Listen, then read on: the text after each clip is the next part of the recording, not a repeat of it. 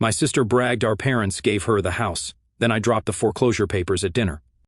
My sister called me a jerk and said my parents were giving her the house free and clear while I got nothing. Everyone cheered. I smiled and asked, "Dad, should I tell them, or will you?" His fork dropped. She screamed, "Tell us what?" The room went silent. Hey, Reddit, my parents always played favorites, and my sister was the chosen one. I built my own life, kept my distance, and tried to stay out of their mess. But then Thanksgiving rolled around, and they decided to make it my problem.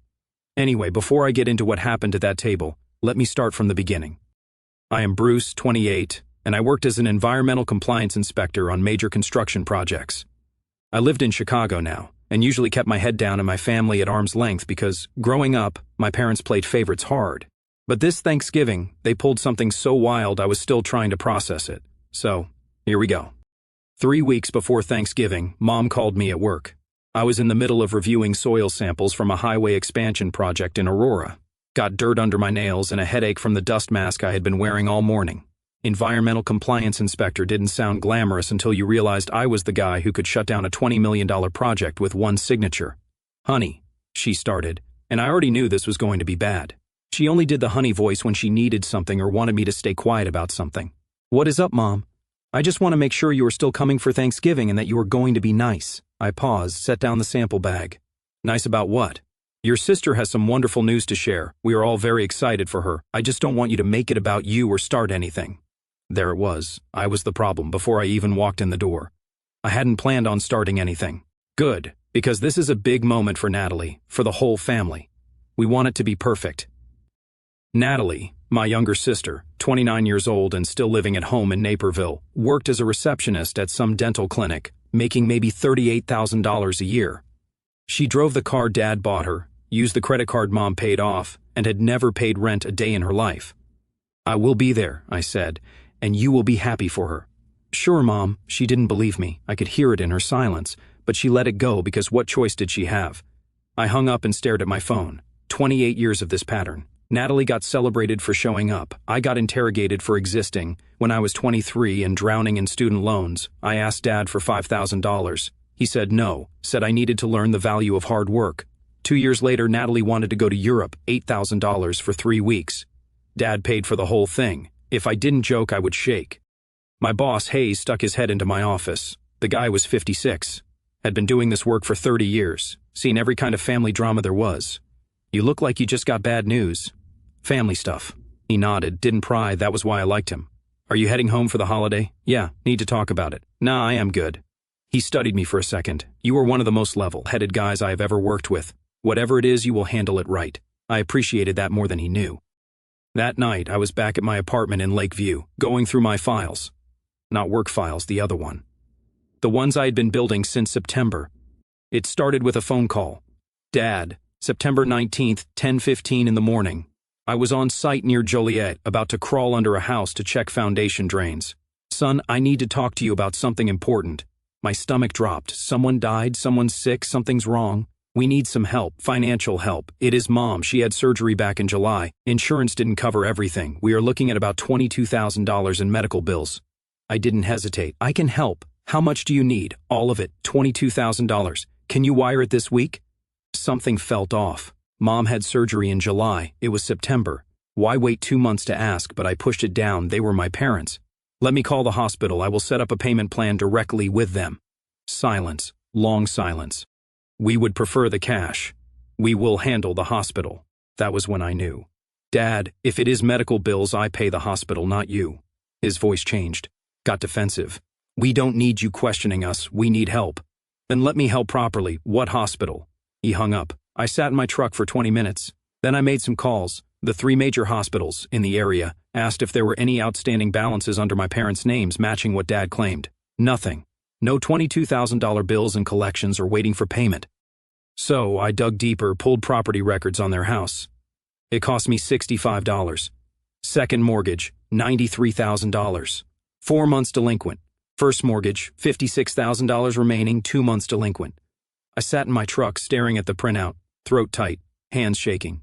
My dad lied about Mom's surgery. Lied to get money. Lied because he knew if I found out the truth, I would pull the record. I pulled everything I could legally get my hands on. Loan documents from the county recorder, marina record. Dad bought a 38-foot cabin cruiser. $79,000. A boat. He put the house at risk for a boat. 2 weeks later, Natalie posted online, "Big announcement at Thanksgiving, house emojis." They were going to trap her. I started making copies of everything and had been carrying it ever since. Thanksgiving morning, I was on the road by 8. Traffic was a mess out of the city on holidays. Could be 50 minutes, could be 90. Family group chat lit up. "Natalie, can't wait for everyone to get here. Today is going to be so special." "Mom, Bruce, what time will you be here?" "Around 2. Perfect. Natalie's announcement is at 2:30. Scheduled choreographed a performance. I pulled into their driveway at 1:58. Aunt Diane's Mercedes was already there, Uncle Rick's pickup, my cousin Holly's Honda. Connor's parents' SUV was parked near the curb. His mom was already inside helping Mom with appetizers. At least 15 cars total. The folder was on my passenger seat. I grabbed it, locked the truck, and walked up the front steps. Natalie opened the door before I knocked. She was wearing a white sweater dress, hair curled, makeup perfect. Looked like she was going to a cocktail party, not a family dinner. "You made it," she said. Not warm, observational. Traffic was light. She stepped aside, didn't hug me. We stopped doing that years ago. The house was packed, people everywhere, football game on the television, kids running around, that green bean casserole on the counter that everyone pretended to like. Dad was in the living room with Natalie's boyfriend, Connor. Connor sold insurance, made about $55,000 a year, drove a leased BMW he couldn't afford, wore cologne that smelled like a high school locker room. "Bruce." Dad stood up, came over, did the hug back slap thing. "Good to see you, son." His eyes were searching mine, trying to figure out if I was going to be a problem. I smiled, gave him nothing. Grandma was in the corner chair, 84 years old, sharper than anyone in this room. She watched me walk in, gave me a small nod. She knew something was coming. I could see it in her face.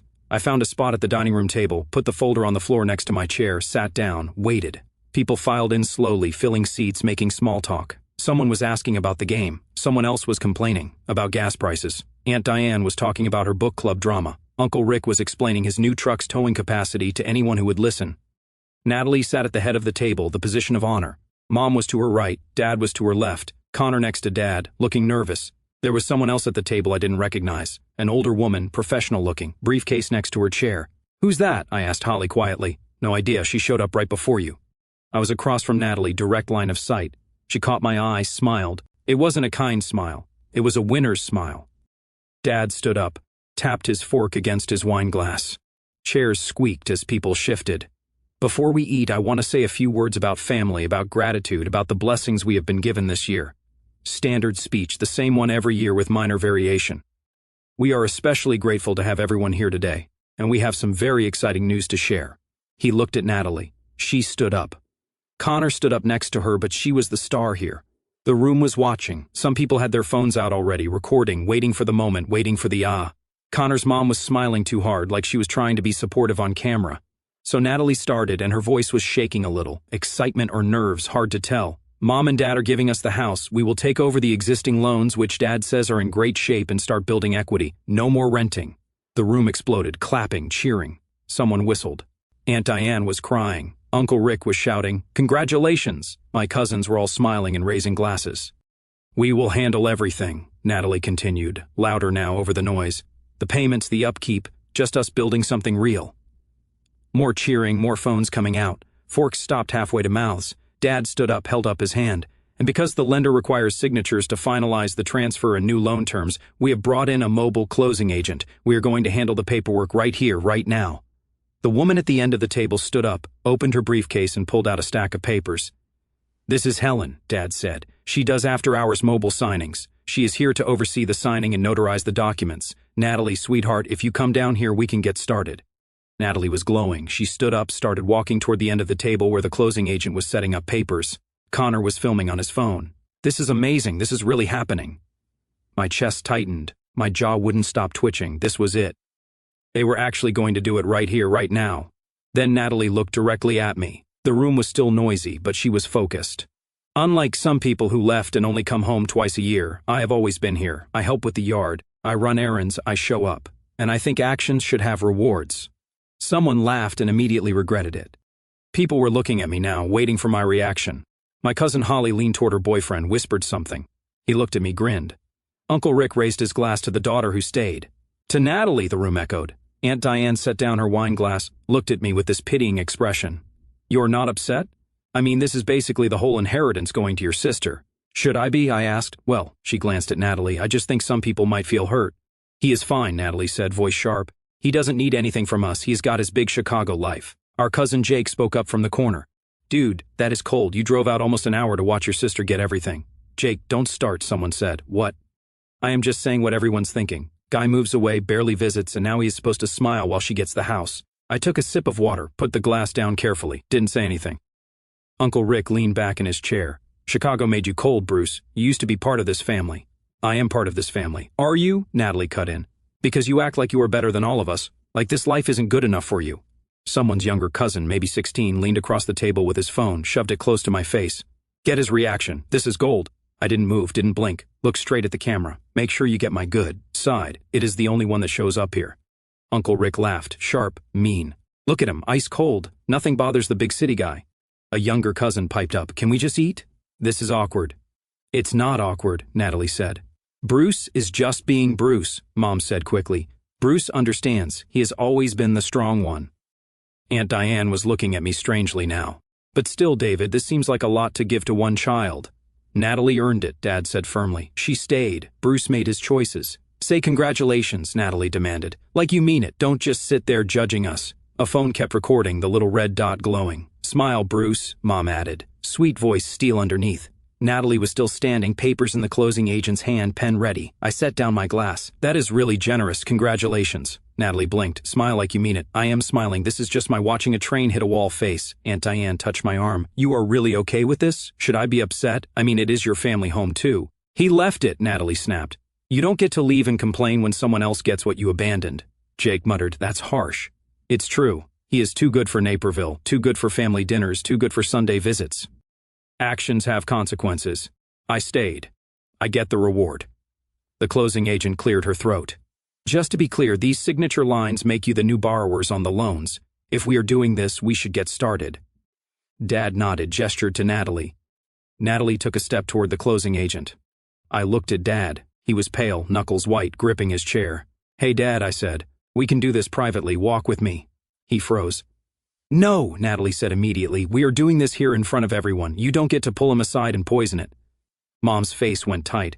Bruce, please don't ruin this. I'm offering to not ruin it privately.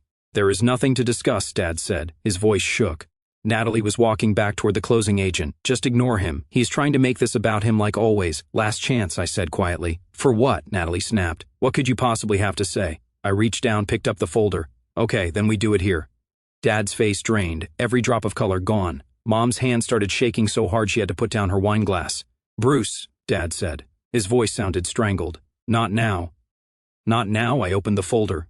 When would be better, after she signs? Signs what? Connor asked. I pulled out the first document, a foreclosure notice. Big red letters, case number printed at the top. I placed it in the middle of the table, right on the turkey platter. The notice of default, I said. Filed October 27th, 4 months of missed payments on the second mortgage, 2 months on the first. Natalie was staring at the document. What is that? I pulled out another page. The foreclosure filing itself, timeline amounts. To stop foreclosure, the bank wants a reinstatement payment of $27,000 by mid-December.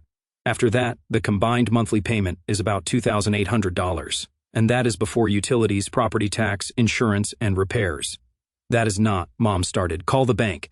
Ask what is required to reinstate the loan on this address, or look up the foreclosure filing. Case number is right there at the top, public record. Nobody moved. The closing agent was packing her briefcase. She stood up. I cannot proceed while the parties are disputing the terms and there is visible coercion. If you want to continue, reschedule through the lender. She walked out fast. I looked around the table at all the faces. The phone's recording. So here is the question. Do you want the truth or the performance?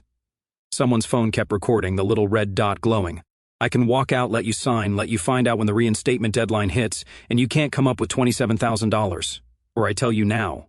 Natalie was moving, coming around toward me. You are lying because you can't stand that I am happy. She was standing over me, pointing. Voice loud, she slammed her hand on the table. Silverware jumped, knocked over a wine glass. Red wine spread across the white tablecloth. Wine bled into the corner of the paperwork. I snatched the folder back. Sit down, I said, flat, quiet. Once she stopped, something in my voice. She stayed standing but didn't come closer. I pulled out more papers, the recorded mortgage document, the tax lien notice, my own texts with Dad. You are not giving her a house free and clear, I said. You are giving her debt.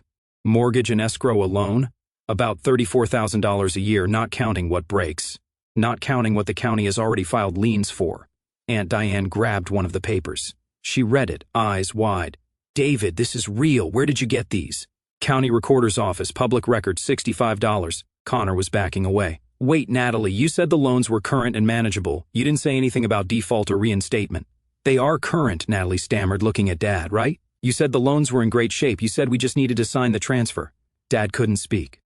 Uncle Rick picked up the foreclosure notice, face hard. This says they are months behind, final notice. That can't be right, Mom whispered. It is dated October 27th. Natalie makes $38,000, I said. Connor makes $55,000. Combined take-home maybe $70,000. You would spend half your income just keeping the house. Nothing left for a wedding, savings, emergencies. Holly's mouth was open. They were going to trick. They were going to trap her, I corrected. Connor's face was red. You told me the house was in good standing. You said we would be building equity, not digging out a foreclosure. We thought we could catch up, Dad said weakly. Based on what? I asked. What changed? What suddenly made you think you could handle debt you have been defaulting on for months? Silence. Connor was grabbing his coat. I am out. I am done with this. Connor, wait. Natalie chased him toward the door, her heels clicking on the hardwood. Baby, please, we can figure this out. We can. The front door slammed. His parents followed him out, raised voices in the driveway. She came back 30 seconds later, mascara running, lipstick smeared. You did this. You ruined everything. I didn't ruin anything, I said. I read it out loud. They needed help. You should have helped them. I tried. They refused. Connor's parents came back in. His mom's face was hard. He won't talk to us. Says he needs space. She turned to Mom and Dad. You were going to do this to our son. We thought they would figure it out, Mom said weakly. Figure out foreclosure marital debt? Grandma spoke for the first time. Her voice cut through the chaos. What do you mean they refused? Everyone stopped, looked at me. I pulled out my phone, opened the call log. September 19th, Dad called me, said, Mom had surgery, $22,000 in medical bills. Asked me to wire the money. I showed the screen to people nearby, date, time, duration of call. I said yes immediately, said I would call the hospital and set up a payment plan. He said no. He wanted cash. That is when I knew something was wrong. I looked at Mom. So, I called the hospitals. Asked if there were any outstanding balances under my parents' names matching what Dad claimed. Nobody had bills like that. Nothing recent that fit. Mom's face crumpled. That is when I pulled the property records, found the mortgages, found the missed payments, found the foreclosure timeline. You should have given him the money anyway, Natalie said. To spend on what? More boat maintenance? Uncle Rick's head snapped. Up. Boat? I pulled out another document. Boat registration from the marina. A 38-foot cabin cruiser. March 2021. $79,000. The room went nuclear. Uncle Rick standing. Aunt Diane yelling. Holly shaking her head. You bought a boat! Uncle Rick's voice could strip paint. We thought we would afford it, Dad whispered. Grandma stood, her chair scraped. Everyone went quiet. How long have you been hiding this? 2 years, Dad finally said. And instead of asking for help, you decided to lie to your children. We were desperate, Mom protested. Desperate enough to lie in loan documents, Holly said. That is fraud if they misrepresented the transfer to the lender. You tried to do this to Bruce first, didn't you? Aunt Diane asked. I nodded. May 7th. Asked me to co-sign, called it a refinance, just a formality. Did you sign? Uncle Rick asked. Almost. Told them I wanted my lawyer to review it first. I pulled out another document. Email from my lawyer, subject do not sign. She said if I signed, I would be legally responsible for $149,000. That is when I started digging. Natalie turned on me, pointed. This is all your fault. I am not ruining anything. I am reading it out loud. You were never the important one, she hissed venomously. You were never good enough, and you can't stand that I finally won. The room went silent.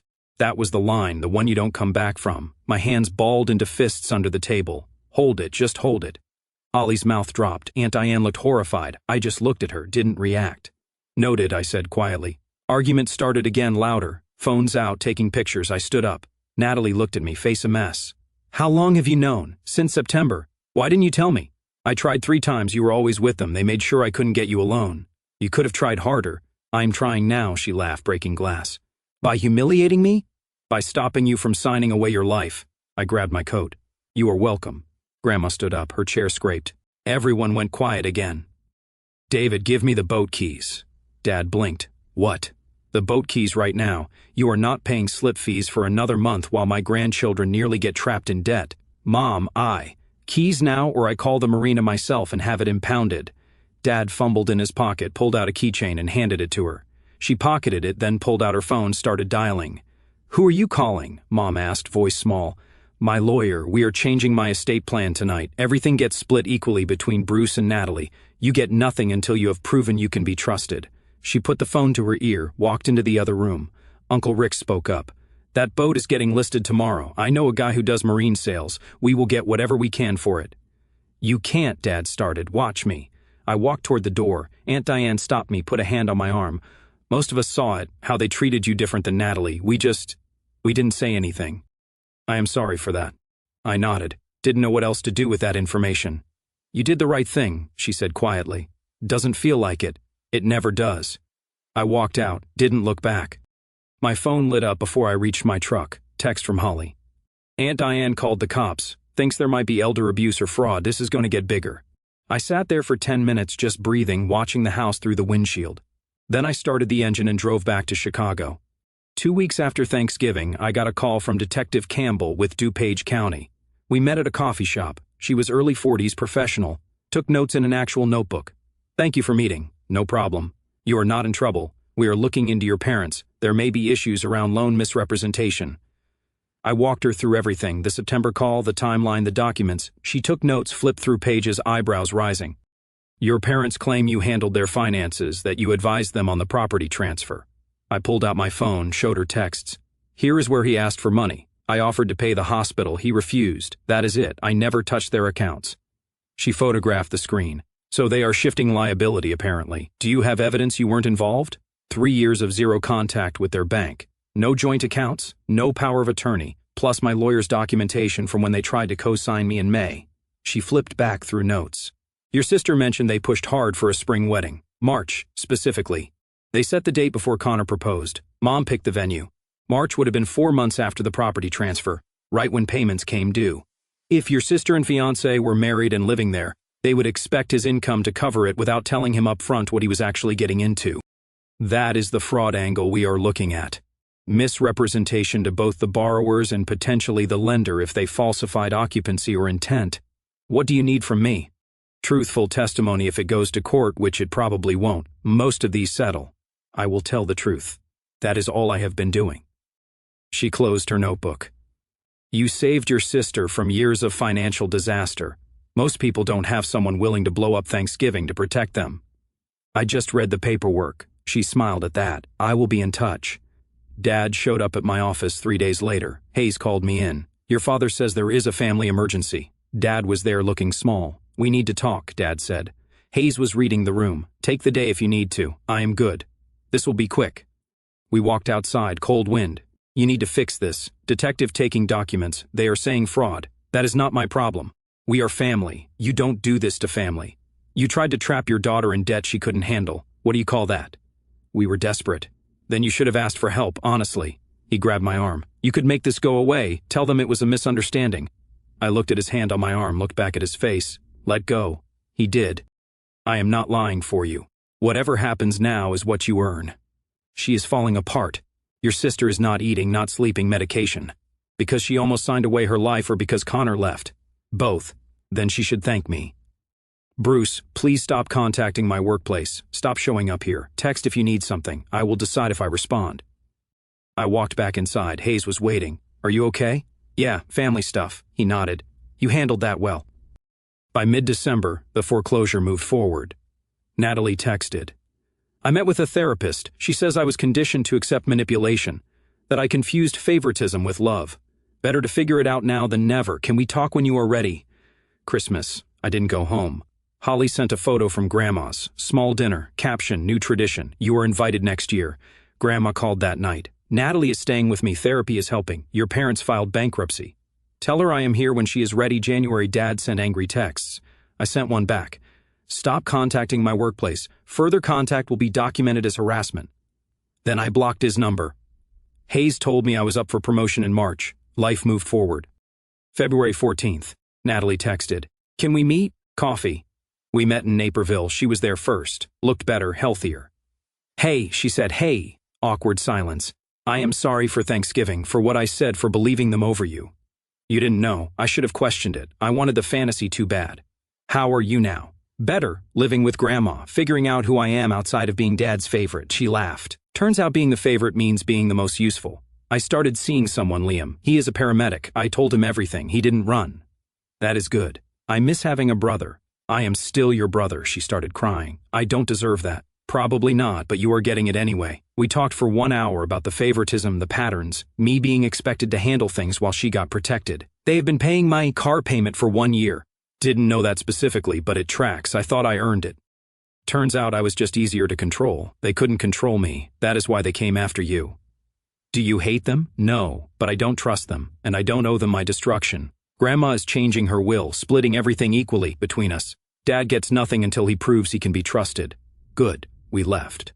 We stood in the parking lot. Cold February wind. Can I hug you? Yeah. She hugged me tight. Thank you for saving me even though I hated you for it. You are welcome. Can we do this again? Yeah, call me whenever. March brought the promotion. Hayes called me in. Senior Inspector, 15% raise. You earned it. Thanks. You have changed this year, more focused. Whatever you've been working through, it shows. Spring came. I was working on a project in Oak Park when Mom called. Bruce! Her voice was small. Your father and I have been in counseling. We want to apologize, really apologize. Okay. Can we see you face to face? Why? Because we owe you that, because we were wrong. I thought about it. I will think about it. Please, your father is different now. I will think about it. I hung up that night. I called Grandma. Mom wants to meet, says they have been in counseling. They have. I have been paying for it, condition of helping them. Do you think they have changed? Long pause. I think they are scared. Not the same as changed. Should I meet with them? Your decision, but if you do, make them earn it. Thanks, Grandma. I didn't meet with them, didn't respond to Mom's texts. I held the boundary. May 18th, 6 months after Thanksgiving. Text from Natalie. Family dinner at Grandma's this weekend. She wants everyone there, including you, including them, says it is time. I am not interested, Natalie. I know, but Grandma asked, and she is 84. For her? I will think about it. 2 days later. I will come, but I am leaving if it goes sideways. Fair. Saturday afternoon. Grandma's house. I was the last to arrive. I parked, sat there, asked myself if this was worth it. Then I got out. Grandma opened the door. You came. You asked. Thank you. She hugged me. Keep an open mind, but don't take any garbage. I walked in. The living room was set up like a mediation. Grandma's chair at the head. Natalie was sitting with Liam. Holly was next to her boyfriend. Uncle Rick and Aunt Diane on the other couch. And Mom and Dad on the love seat, looking smaller, older. Dad had lost weight. They looked up when I walked in. Dad started to stand. Sit down, Grandma said. Not loud, just firm. He sat. I took the chair farthest from them, next to Natalie. Grandma sat. We are here because this family is broken. Broken things either get fixed or thrown away. I am too old to throw away my family, so we are fixing it. Nobody spoke. David, Michelle, you have things to say. Say them. Dad cleared his throat, voice shaky. Bruce, we owe you an apology, a real one. I waited. We tried to use you when you wouldn't let us. We tried to use your sister. We put our problems onto our children. That was wrong. Mom was crying. We were drowning. The debt, the house, the boat. Instead of asking for help, we tried to manipulate you both. We have been in counseling for 5 months, Dad said. Working through why, the pressure, the shame, the fear of admitting failure. We filed bankruptcy. Chapter 7, everything is gone. We are starting over with nothing, and that is what we deserved. Mom added, you didn't do this to us. We did it to ourselves. Silence. Grandma looked at me. Do you have anything to say? I took a breath. You didn't just try to use me. You tried to destroy me. And when I wouldn't let you, you moved to Natalie. You would have let her drown to avoid consequences. Dad was crying now. You called my job, showed up at my workplace, tried to frame me as unstable, made me the villain for telling the truth. I know, Dad whispered. So no, I don't accept your apology, not yet. Mom's face crumpled. What do we have to do? Prove it through actions. Make amends. Build something real. How long? However long it takes. I don't owe you a timeline. Natalie spoke up. They have been trying. Therapy. Being honest about the favoritism, about using me and treating you as expendable. That doesn't erase what they did. No, but it's a start. I looked at my parents, really looked at them. They were broken, not performing, just broken. You wanted the image more than your kids. Now you don't have either, so what are you going to do? Mom wiped her eyes. Whatever it takes, however long, we just want our children back. You can't have us back the way we were, that is dead. But maybe you can have something new. Grandma spoke. I have changed my will. Everything is split equally between Bruce and Natalie. Nothing goes to David until he is proven he can be trusted. Dad didn't argue, just nodded. And if Bruce says he is leaving, nobody follows him, nobody argues, and nobody guilt trips him. Anyone who violates that answers to me. Understood, Dad said quietly. I stood up. I am leaving now. This was enough. Natalie stood too. Can I walk you out? Yeah. We walked to the door, stepped outside. Evening air was warm. Thank you for coming, she said. For Grandma, not for them. I know, but still, it mattered. Are you okay? Getting there. Liam has been good for me. Therapy is helping. I am figuring out who I am when I am not performing. Good, are we okay? We are getting there. She hugged me. I love you. Even when I hated you, I loved you. Love you too. I walked to my truck, got in, sat there for a minute. My phone buzzed. Text from Dad. Thank you for listening. I know I don't deserve it. I will spend the rest of my life earning your trust back if that is even possible. I read it, didn't respond, put the phone down, started the engine, and drove home. 6 months ago, I nuked my family to save my sister. Today, I sat in a room with the wreckage. The truth didn't fix everything, but it cleared the ground. I pulled into my parking spot, walked up to my apartment, a small one-bedroom, nothing fancy, but it was mine. Inside, I poured a drink, sat on the couch. My phone buzzed. Natalie, Liam wants to meet you officially. Dinner sometime. Yeah, name the day. Next Friday, that Thai place in Lincoln Park. Works for me. I set the phone down. Tomorrow, I had a site inspection in Evanston. After that, dinner with Natalie and Liam. 18 months later, I was at Grandma's for her 86th birthday small, gathering Natalie and Liam, Holly and her boyfriend, Uncle Rick, Aunt Diane. Natalie was different now, sharper, more grounded. She moved out of Grandma's in June, got her own apartment in Downers Grove, handled her own bills, her own life. You look good, I told her. Feel good. Liam and I are talking about getting engaged. Actual planning this time, not someone else's timeline. That is good. Dad reached out last week, asked if we could meet. What did you say? Maybe eventually when I am ready, she looked at me. You too? Same, we weren't fixed, but we weren't broken the same way. Mom and Dad were in a rental in Plainfield. Dad worked at a hardware store. Mom did bookkeeping for a church. They were rebuilding slowly, without the boat, without the lies. Grandma called us to the table. Cake time. As we were singing, my phone buzzed. Unknown number. I ignored it. After cake, I checked. Voicemail from Dad. Bruce, just wanted to say it is your grandmother's birthday. I know we are not invited. That is fair. I just wanted you to know we are thinking about you both, about the family. We are working on it. That is all. Hope you are doing well. I saved it. Didn't delete. Didn't respond. Maybe someday. Not today. I pocketed my phone, walked back inside. Natalie was laughing at something Liam said. Grandma was cutting second slices for anyone who wanted them. This, right here. This was enough. I grabbed another slice of cake and sat down. Forward, not backward, just forward. From an objective perspective, this event demonstrates an inevitable law. Every decision in the past has a corresponding price in the future. At its heart, the conflict that unfolded around that Thanksgiving table was not simply about a house, a boat, or even money. It was about the dangerous cycle that forms when favoritism, denial, and pride quietly replace honesty inside a family. For years, one child was praised for loyalty while the other was judged for independence, and that imbalance slowly built a fragile illusion of harmony. The parents clung to appearances, trying to maintain the image of success and control, even as debt and poor decisions closed in around them. Instead of admitting failure, they reached for the easiest escape, shifting the burden onto their children. In many families, similar patterns appear under different names: sacrifice, respect, or keeping the peace. Yet too often, those words become tools that pressure someone to accept manipulation in silence. When truth finally surfaced at that dinner table, it shattered the performance everyone had grown used to. But sometimes destruction is not the opposite of healing. Sometimes it is the only path toward it. Looking back at the story now, I realize the hardest part was never gathering the evidence or speaking the truth. The hardest part was accepting that telling the truth would make me the villain in the moment. Families often teach us that loyalty means protecting the group at any cost, but real loyalty cannot exist without honesty. When I exposed what was happening, many people thought I was destroying the family. In reality, the family had already been breaking for years under secrets and pressure. All I did was stop pretending it wasn't. And maybe that is the quiet courage many people struggle with, the courage to say no when everyone else expects silence. When you refuse to carry someone else's deception, it feels like betrayal. But sometimes drawing a boundary is the most responsible thing you can do, not just for yourself, but for everyone involved. Because once the illusion collapses, people finally have a chance to rebuild something real, even if it looks very different from what existed before.